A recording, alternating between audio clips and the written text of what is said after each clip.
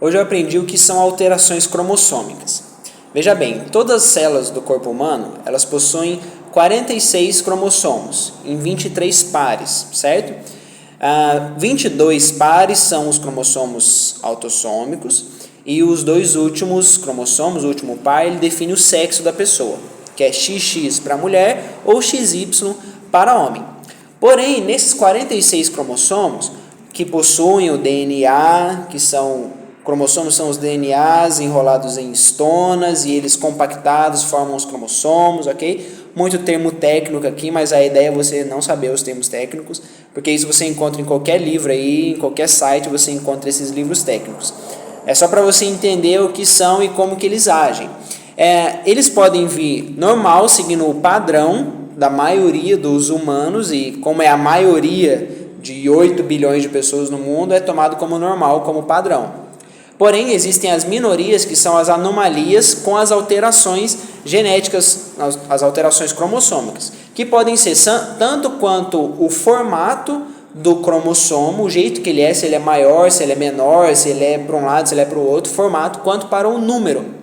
Para o número, existe a alteração chamada euploidia, que nesse caso, ao invés de ser todo par, os 23 pares, pode ser 23 cromossomos únicos, certo? Que aí é letal para o ser humano. A criança pode nascer assim, ela é letal. A chance de sobreviver é muito pequena, ou vai sobreviver com graves sequelas. Porém, ao invés de ser pares, também pode ser de 3 em 3, pode ser de 4 em 4. Então isso se chama euploidia. Quando, ao invés de ser pares, 2 e 2, pode ser 1 e 1, ou 3, 3, 4, 4 e por aí vai. Porém, também pode acontecer a aneuploidia. A aneuploidia é quando acontece a mesma coisa que a euploidia, só que ao invés de serem todos os cromossomos, todos, acontece somente em pares específicos, em mais de um par ou em um só par. Por exemplo, a síndrome de Down, que nós conhecemos, ela é sim uma alteração cromossômica de aneuploidia, porque acontece que no par de número 21, ao invés de serem 2, são 3 cromossomos, certo? Então, esse acréscimo de mais um, não quero para ser 2, já transforma a pessoa para que ela seja uma pessoa com síndrome de Down, que é como nós conhecemos que ela é bem comum até comparada a outras síndromes, como por exemplo a trissomia do X. Trissomia do X é parecido com a síndrome de Down, que a síndrome de Down em vez de ser 2 é 3, só que a trissomia do X é a mesma coisa, em vez de ser 2 é 3, só que no 23º par, que é o par sexual, que ele vai definir o sexo da criança. Então, em vez de ser XX para mulher ou XY para homem, nesse caso, trissomia é XXX. Então, ela é chamada de super fêmea ou super mulher, né? Porque ela teve os 3, XXX. Ao invés de ter os 3, também pode acontecer a aneuploidia de monossomia. Ao invés de ter os 2 ou ter os 3, ela tem somente um. E não tem o Y, não tem nenhum outro X, não tem nenhum outro Y. É só um X, que acontece isso nesse cromossomo sexuado também. E existe o caso de ter XXY, que é a síndrome de Klinefelter. Eu esqueci de falar que a monossomia ela é chamada de síndrome de Turner. E a XXY é chamada síndrome de Klinefelter. Beleza? Por que é importante você saber isso?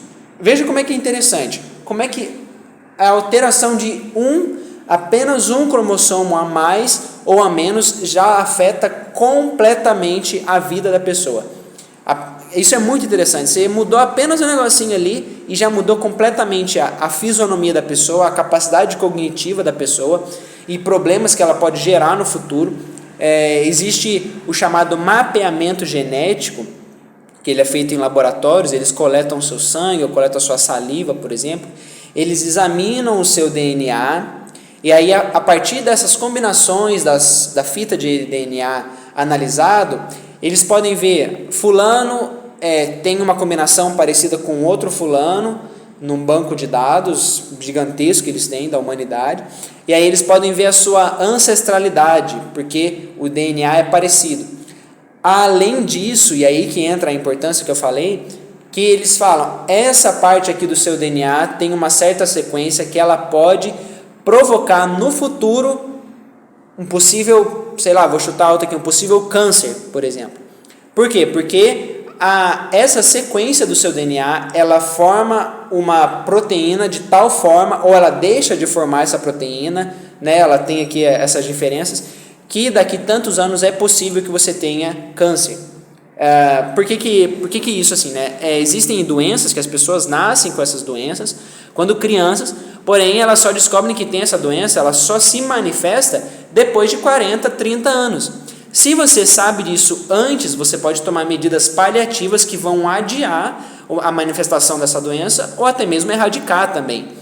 Tanto para você mesmo, quanto se você for um estudioso, também um cientista, para os cientistas descobrirem a cura dessas doenças antes que elas se manifestem.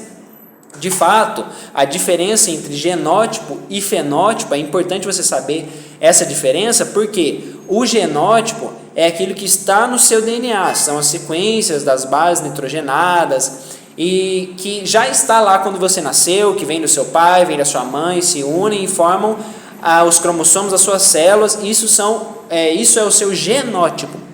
Porém, existe aqui a transição do genótipo para o fenótipo, que o fenótipo é a manifestação dessas suas características. Então, é a cor do seu cabelo, a cor do seu olho, a cor da pele, a sua altura, a sua capacidade cognitiva, a suscetibilidade que você tem a certas doenças, ou certos outros anticorpos que você consegue produzir ou que você não consegue produzir. Tudo isso está no seu DNA. Por isso que cada pessoa é uma pessoa diferente, porque essas sequências são imensas, são papo de milhões de unidades, que se você trocar uma, já interfere tudo. Por quê? Porque a leitura disso, essa transição do genótipo para o fenótipo, ele é feito com o DNA e com o RNA. E aí, se você pesquisar no livro aí, em qualquer site, você sabe que o DNA é uma fita dupla, certo? Em hélice. Uma fita dupla. O RNA é uma fita simples, ok? Eu não quero aprofundar nesses termos técnicos, porque não importa, como eu disse, se você procurar, você vai saber, você vai achar. Eu quero que você entenda como é que é o funcionamento disso. Quando o RNA entra no meio do DNA, ele vai lendo, ele vai tipo escaneando e vai fazendo essa tradução, RNA mensageiro. Quando ele termina, ele tem aqui toda a leitura do seu DNA, certo? Daquela parte que ele leu. Quando esse RNA mensageiro, ele traz a mensagem do que o seu DNA está mandando, o seu DNA é o seu genótipo. O RNA, ele transforma essa mensagem na sequência, essa sequência na mensagem que precisa formar as proteínas. E aí as proteínas que vão dar a manifestação da sua característica, que é o seu fenótipo. Então o DNA, ele tem o genótipo e as proteínas, elas têm o fenótipo. Essa transição aqui entre DNA e proteína é dada pelo RNA, é o que faz a ponte entre um e outro. Então, por exemplo, se o seu DNA, o meu DNA, por exemplo, ele tem uma certa sequência em algum cromossomo, em algum par, e aí eu não vou saber te dizer, mas ele diz que a proteína melanina precisa ser fabricada nas minhas células da pele em certa taxa, ok? Então essa é a cor da minha pele porque tem essa taxa de melanina. Porém, para uma pessoa negra, o DNA dela, o genótipo dela vai ser uma sequência diferente, alterada, que vai dizer para as células da pele que elas precisam produzir mais melanina, ou seja, mais proteína. A proteína é a mesma, nesse caso a proteína é a mesma, porém a quantidade é maior. Então o fenótipo dela vai ser diferente, ela vai ser negra porque ela vai ter maior concentração, a taxa de produção de melanina vai ser maior por causa dela. Essa é a transformação do genótipo para o fenótipo. Se você estuda genética, então você consegue entender por que você é assim, por que meu olho é dessa cor, por que meu cabelo é dessa cor, por que eu tenho essas capacidades cognitivas, por que eu consigo agir de tal jeito, o meu fenótipo, por que eu sou assim, porque está no meu genótipo. E você consegue também entender as possibilidades da sua descendência. Você e o seu cônjuge unindo tais cromossomos, é possível que o seu filho nasça com essa característica boa, mas é possível que o seu filho nasça também com essas características ruins, e aí você vai tomar a decisão quais medidas que eu preciso tomar para poder cuidar do meu filho. Você já consegue prever quais as possíveis doenças que ele pode ter antes mesmo dele nascer. Não precisa esperar o neném sair da barriga para você poder descobrir, ou esperar daqui 30 anos para poder descobrir qual que vai ser a doença que a pessoa vai gerar, que o seu filho vai gerar. Isso para você e para sua descendência, mas também quando você estuda genética, se você for um cientista, você consegue prever e descobrir qual que é a solução para uma certa doença. Ok? Então você sabe, tal cromossomo com tal anomalia, com tal sequência, ele gera tal doença. O que eu preciso e essa é uma doença que está muito recorrente no ser humano, o que eu preciso fazer para alterar essa doença? Será que eu preciso mexer no cromossomo? Será que eu preciso mexer em outra coisa? E aí entram os seres transgênicos, que aí mudam os genes deles. E aí, de fato, isso é uma verdura que teria um crescimento X, ela tem um gene que dá proteína suficiente para ela crescer X. Se ela é transgênica, significa que o gene dela é alterado para que o crescimento X dela chegue em 2X. Ela vai crescer o dobro do tamanho. Mas por que isso?